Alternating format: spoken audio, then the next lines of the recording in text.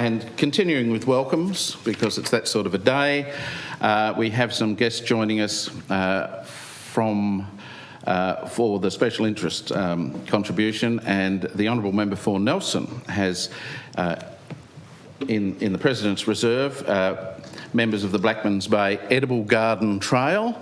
So I'd like to welcome Louisa Darville, Chloe Bilberry and Diana Taylor, and from the Edible Garden Trail hosts Wendy Bauman and Peter Williams. I think I've covered you all there.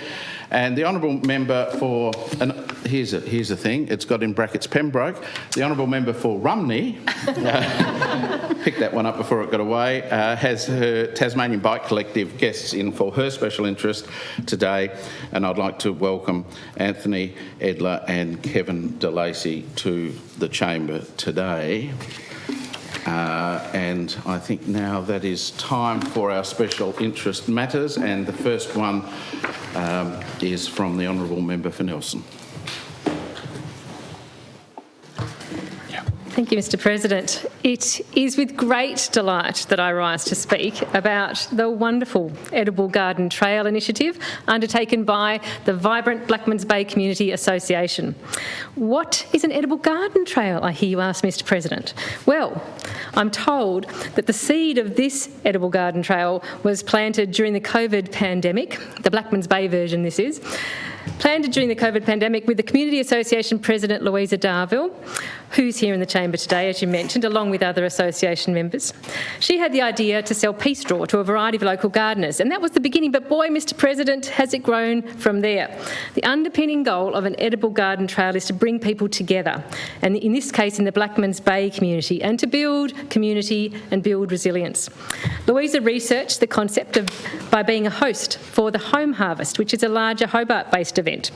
And from that, Louisa had a desire to create a local edible garden trail event in Blackmans Bay where the hosts could build relationship with each other, where most of the visitors were locals themselves, and where you could potentially travel by bike or by foot to visit lots of the gardens in one day.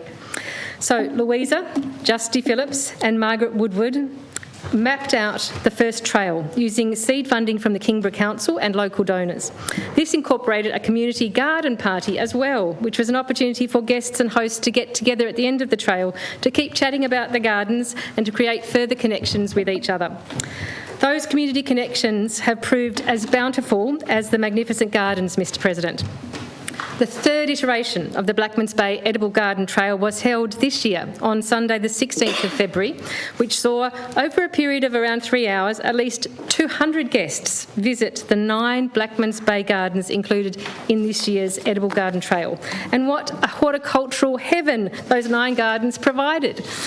Following the trail, either using the digital map or the hard copy printout versions, visitors could explore, amongst others, climate-resilient gardens, water-wise food forests or sustainable vegetable gardens. They could explore the native wallaby grass sown slowly replacing introduced grasses, or venture into the biodiversity-rich native wildlife sanctuaries of a garden. There were examples of wicker beds alongside rewilding efforts, soil rejuvenation tips, permaculture, and the creative example of gardens spilling out onto the verge. Mr. President, I had the absolute pleasure of taking the garden trail in February and taking with me some family members who are keen gardeners. We were amazed and inspired by what we saw. Often tucked away, out of sight of somebody passing by, we visited gardens that had been expertly and passionately tended by their owners.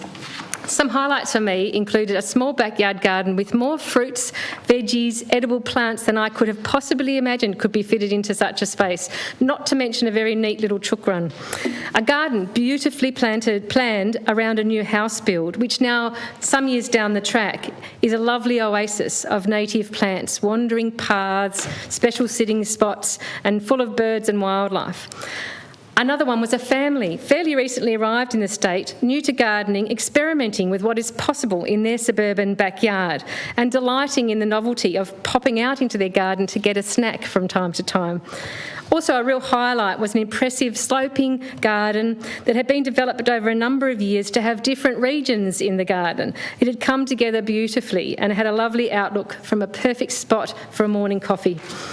And finally, after a few hours of exploring, learning and just absorbing the wonderful nurturing spaces, about 90 of those who were participating in the trail then gathered at the Blackmans Bay Community Garden for a celebratory party. And Mr President, what was incredibly clear to me as I took the Blackmans Bay Community Association Edible Garden Trail was the pleasure that a diligently tended garden brings, not just to the people responsible for it, but also as a point of connection and engagement with others in the community. And it's also worth noting, as if receiving 200 participants visiting 9 gardens on a Sunday in February was not enough of an achievement, but the other extraordinary factor is the fact that the Blackmans Bay Community Association have weaned themselves off monetary funding that they had initially got from the council and are now solely relying on the large enthusiastic network of volunteers and prize sponsorships from local businesses to make this wonderful local community strengthening event happen. This is truly going from strength to strength in anyone's gardening book, Mr President. And I wish to take this opportunity to say a huge congratulations and thank you for the inspirational grassroots community work that's done by the members of the Blackmans Bay Community Association who are here with us in the chamber today. President Louisa Darville, Chloe Babari and Diana Taylor. And I also wish to acknowledge and thank Edible Garden hosts who are here today, Wendy Bauman and Peter Williams. With 20 and counting fruit trees in Wendy's garden, we were provided there certainly with a tantalising exploration of the eclectic, the edibles and the exotics.